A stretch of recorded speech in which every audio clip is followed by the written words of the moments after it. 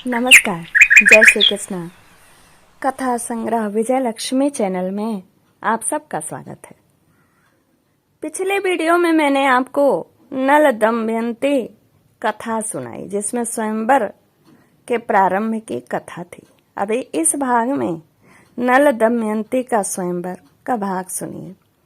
पिछले भाग में ये वरुण, अग्नि इत्यादि देवताओं ने नल को ही अपना दूत बनाकर दमयंती के पास भेजा था। उसके आगे के भाग में ये सुनिए कि दमयंती ने क्या जवाब दिया, क्या उसने नल का वरण किया कि नहीं किया, कैसे वरण किया, क्योंकि देवताओं ने तो उन्हें शपथ दिला दी थी राजा नल को कि हम लोगों के तरफ से तुम दूत बन के जाओ दमयंती के पास। इन सारे प्रश्नों का उत्तर इस भाग में आपको प्राप्त होगा। आइए सुनिए कथा। बहुत ही मनोरम प्रेममय कथा है ये। महाभारत से ली गई यह कथा है। दमयंती ने अपने को संभाल कर राजा नल से कहा, वीर, तुम देखने में बड़े सुंदर और निर्दोष जान पड़ते हो। पहले अपना परिचय बताओ। तुम यहाँ किस उद्देश्य से आए हो और यहाँ आते समय द्वारपालों ने तुम्हें देखा क्यों नहीं? उनसे तनिक भी चूक हो जाने पर मेरे पिता उन्हें बड़ा कड़ा दंड देते हैं। नल ने कहा, कल्याणी, मैं नल हूँ, लोकपालों का दूत बनकर तुम्हारे पास आया हूँ। सुंदरी, इंद्र, अग्नि, वरुण और यम, ये चारों देवता तुम्हारे साथ विवाह करना चाहते हैं। तुम इनमें से किसी एक देवता को अपने पति के रूप में वरण कर लो, और मैं यही संदेश लेकर मैं तुम्हारे पास आया हूँ। उन देवताओं के प्रभाव से ही जब मैं तुम्हारे महल में प्रवेश करने लगा तो कोई भी मुझे देख न सका। मैं देवताओं का संदेश कह रहा हूँ, अब तुम्हारी जो इच्छा है करो। अब भैया दमयंती तो बड़ी श्रद्धा के साथ उन देवताओं को प्रणाम करके मंद मंद मन ही में मुस्कुरा करके राजा नल यानी नरेंद्र से कहा, आप मुझे प्रेम दृष्टि से देखिए, आज्ञा कीजिए कि मैं यथाशक्ति आपकी सेवा करूं। मेरे स्वामी, मैंने अपना सर्वस्व और अपने आप को भी आपके चरणों में सौंप दिया। आप मुझ पर विश्वास पूर्ण प्रेम कीजिए। जिस दिन मैंने हंसों की बात सुनी उसी दिन से मैं आपके लिए व्याकुल हूँ। आपके लिए ही मैंने राजाओं की भीड़ इकट्ठी की है, यानी उनके पिता ने स्वयंवर की रचना की है और सारे राजाओं को बुलाया है। यदि आप मुझ दासी की प्रार्थना अस्वीकार कर देंगे तो मैं विष खा करके, आग में जलकर, पानी में डूबकर या फांसी या कैसे भी मैं आपके लिए मर जाऊंगी। राजा नल ने कहा, जब बड़े बड़े लोकपाल तुम्हारे प्रणय संबंध के प्रार्थी हैं, तब मुझ मनुष्य को क्यों तुम प्रेम कर रही हो, क्यों प्राप्ति की इच्छा करती हो? उन ऐश्वर्यशाली देवताओं के चरण रेणु के समान भी तो मैं नहीं हूँ। तुम अपना मन उन्हीं में लगाओ। देवताओं का प्रिय करने से मनुष्य को तो मृत्यु की प्राप्ति हो जाती है। तुम मेरी रक्षा करो, उनका वरण कर लो। नल की बात सुनकर दमयंती घबरा गई। उसके दोनों नेत्रों में प्रेम के आंसू छलक आए। वह कहने लगी, मैं उन सब देवताओं को प्रणाम करके आपको ही पति रूप में वर्ण कर रही हूँ। यह मैं सत्य शपथ खा रही हूँ। उस समय दमयंती का शरीर कांप रहा था, हाथ जुड़े हुए थे। देवेभ्यो अहम नमस्कृत सर्वेभ्यः पृथ्वी पते वृणेत्वामेव भर्तारम सत्यमेतद् ब्रव्यं ते। राजा नल ने कहा, अच्छा, तब तुम ऐसा ही करो, परंतु यह तो बतलाओ कि मैं यहाँ उनका दूत बनकर संदेश पहुँचाने के लिए आया हूँ। यदि इस समय मैं अपना स्वार्थ बनाने लगूं तो कितनी बुरी बात है। मैं अपना स्वार्थ तो तभी बना सकता यदि वह धर्म के विरुद्ध न हो। तुम्हें भी ऐसा ही करना चाहिए। दमयंती ने गद कंठ से कहा, नरेश्वर, इसके लिए एक निर्दोष उपाय है। उसके अनुसार काम करने पर आपको कोई दोष भी नहीं लगेगा और आप मुझे प्राप्त हो जाएंगे। और वह यह उपाय है कि आप सब लोकपालों के साथ स्वयंवर में आवे, उस मंडप में आवे। मैं उनके सामने ही आपको वरण कर लूंगी, तब आपको दोष नहीं लगेगा। तब राजा नल देवताओं के पास आए। देवताओं के पूछने पर उन्होंने कहा, मैं आप लोगों की आज्ञा से दमयंती के महल में गया। बाहर बूढ़े द्वारपाल पहरा दे रहे थे, परंतु उन्होंने आप लोगों के प्रभाव से मुझे देखा नहीं। केवल दमयंती और उसकी सखियों ने मुझे देखा। वे आश्चर्य में पड़ गईं। मैंने दमयंती के सामने आप लोगों का वर्णन किया, परंतु वह तो आप लोगों को न चाहकर मुझे ही वर्ण करने में तुली हुई है।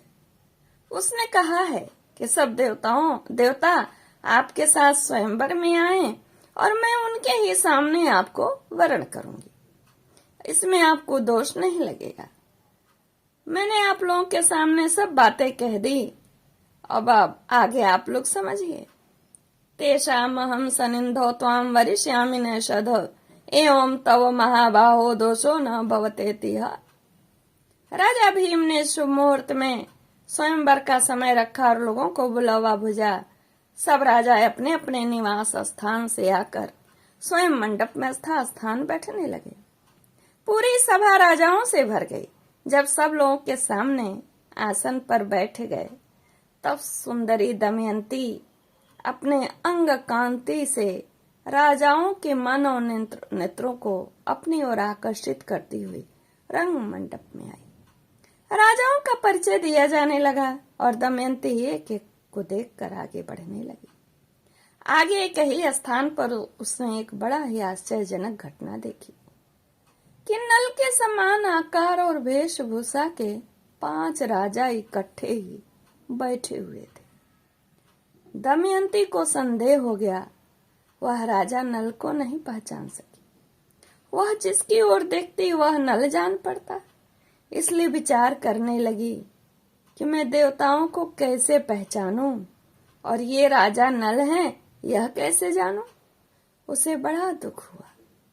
अंत में दमयंती ने यही निश्चय किया कि देवताओं के शरण में जाना ही मेरे लिए उचित है, वहीं पर मेरा कल्याण और समाधान है।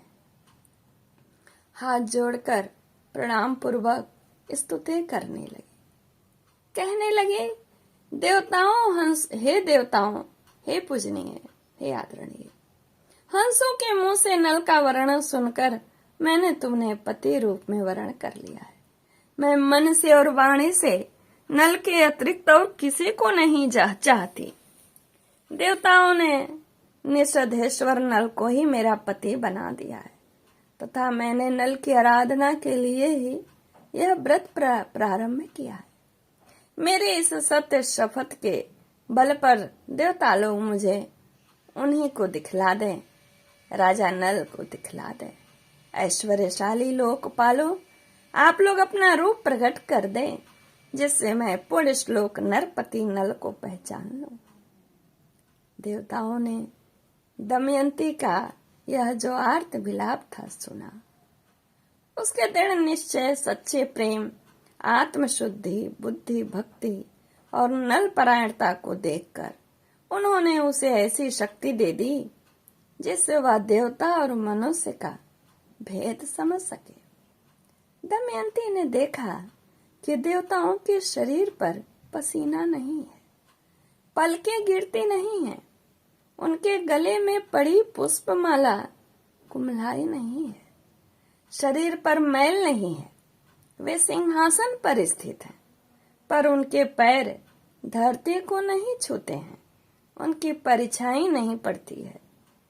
इधर नल के शरीर की छाया पड़ रही है, माला कुम्हला गई है, शरीर पर कुछ धूल और पसीना भी है, पलकें बराबर गिर रही हैं और धरती छूकर उसका शरीर स्थित है।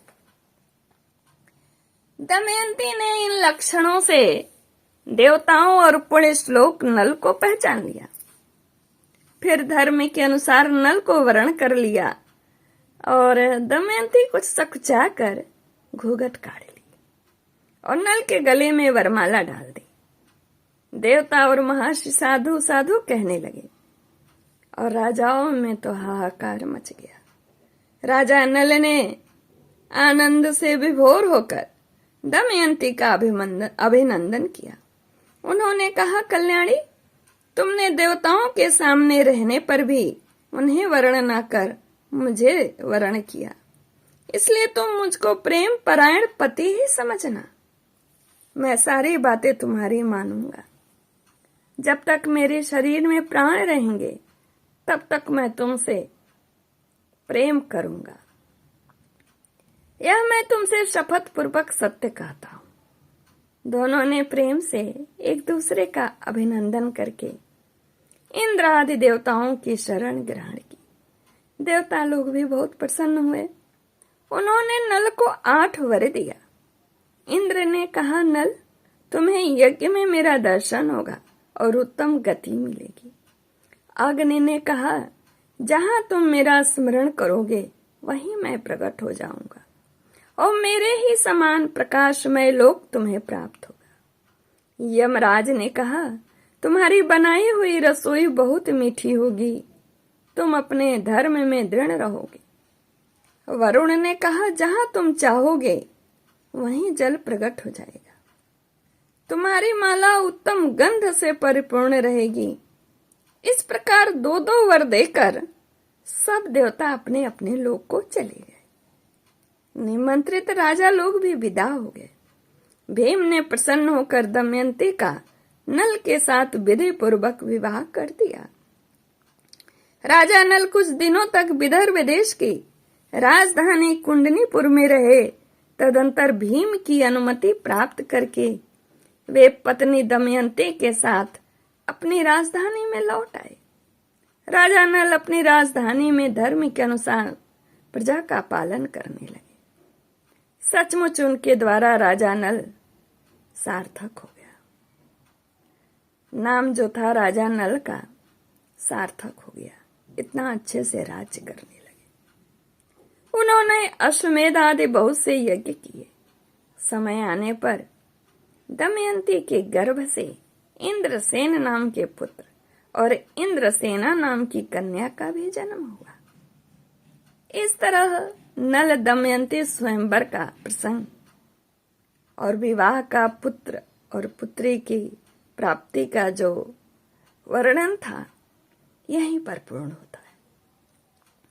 आगे के भाग में कलयुग के प्रभाव से राजा नल के साथ क्या होता है वह सुनाऊंगी। नमस्कार। जय श्री